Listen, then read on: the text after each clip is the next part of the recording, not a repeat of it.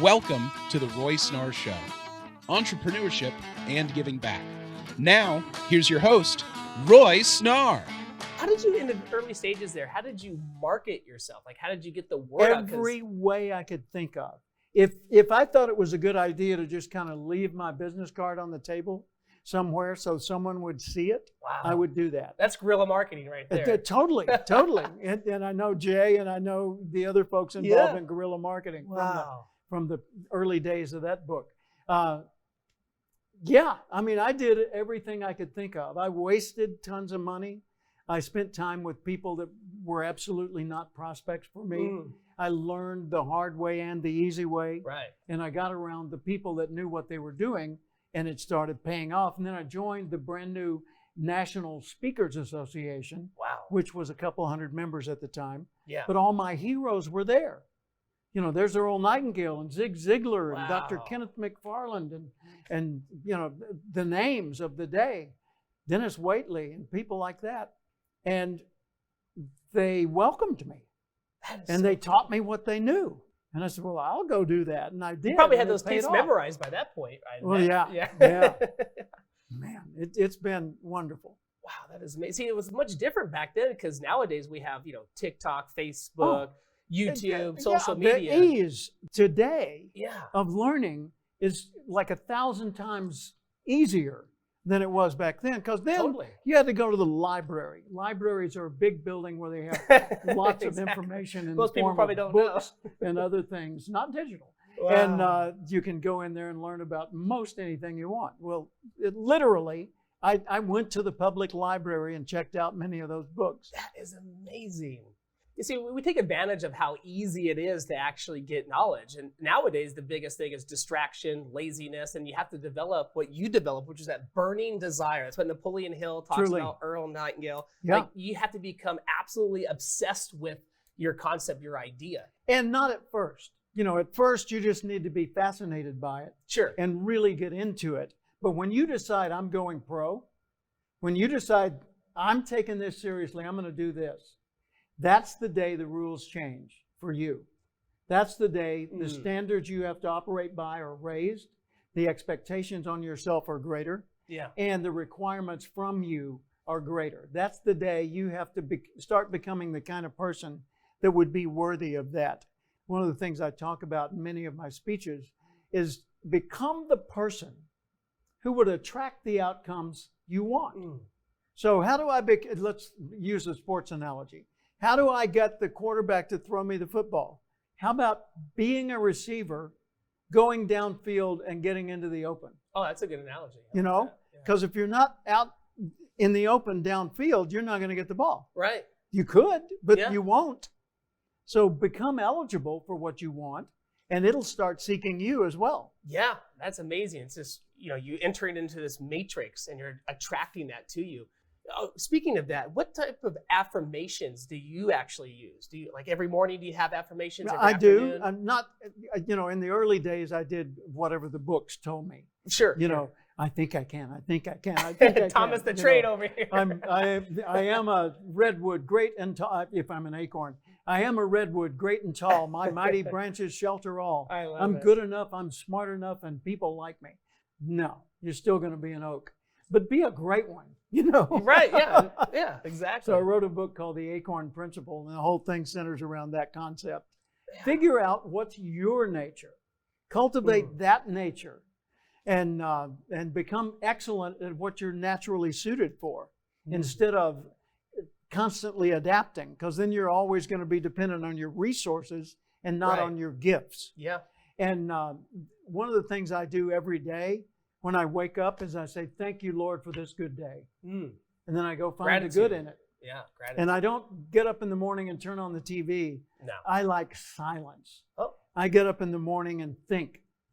And I don't immediately go to my email and start letting other people determine what I'm going to think. Oh, that's good. I want some quiet time to think about what matters to me. And then I'll focus on the other things. Wow. And that's been a habit that's transformed my life. At the end of the day, when my head hits the pillow, I say, thank you, Lord, for this good day. Wow, it could be a day where flights were canceled. I was stuck in an airport sleeping on the bench. there was a blizzard. This literally happened in Chicago, and I had to sleep in the airport because it was shut down overnight. And then finally they said, hey, some hotels have opened up and the shuttles are working. And I ran downstairs, and there's tens of thousands of people trying to get on the shuttles. Chicago Airport, and I got onto one, and it was like one of these Chinese subway pictures or Japanese subway pictures you've seen on TV. Oh my goodness! The doors were about to close, and I got up on the step, and then I grabbed a guy by the arm and pulled myself in enough that the doors closed behind me. Oh goodness! In hopes we would go to a hotel where there was still a room. Oh. Got to the hotel, and that's in a blizzard in Chicago, and that can be pretty severe. Yeah. And this was like in the 1980s, I think. And got to this hotel, it was a Hyatt, and I looked at the line, and the line is like here to eternity. It's like getting into Coachella or something, just forever. And so I thought, what's a better strategy? I walked over to a bank of telephones, and I called, and I picked up a house phone. Yeah. And I hit the front desk, and they said, Hyatt front desk. And I said, I need to book a room right now. And they said, well, just come on over. I said, no, I've got my credit card. I can do it right. Oh, okay, well, hang on. And they booked a room for me. So all these other people are waiting to see if there's a room. Oh, wow. And so they said, okay, you're set. When you get here, just go da-da-da. And so I walked up to the front of the line, and I said, Cathcart? And they said, oh, yeah, here. And they gave me my room key. Oh, that's amazing. It was awesome. Oh, man. I found the same thing was true at the airport.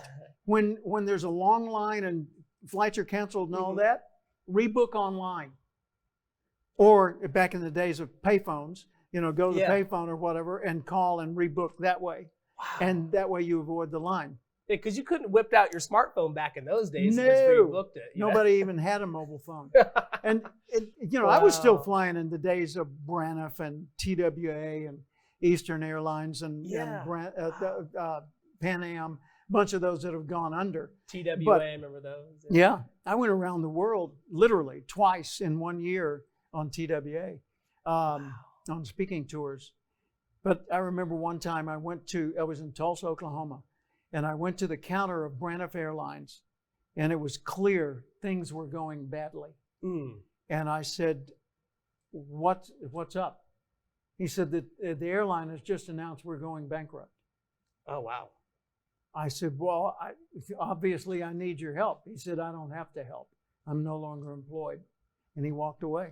Oh, that's good customer service. So I ran to another airline real fast because I had to get to a speaking engagement in another city. Oh. Wow. So I've been but through you made it that. on time. Yeah. You made it. Yeah. See. Yeah. And I was giving a speech, conducting a meeting, when Ronald Reagan was shot, and people came in the room and said the president's been shot. Oh. I had a full speaking calendar when 9/11 hit, and I was at home in California at the time, and my mom called from Arkansas, said, "Turn on your TV."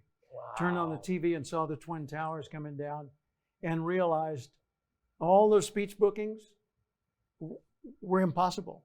Wow. Because planes weren't flying, people couldn't get to the meetings, and they sure didn't need me there. So all my speeches were canceled. Wow. And no reprieve. So I reached out to people I knew within 30 miles of where I lived, and I formed a leadership ground level leadership training alliance.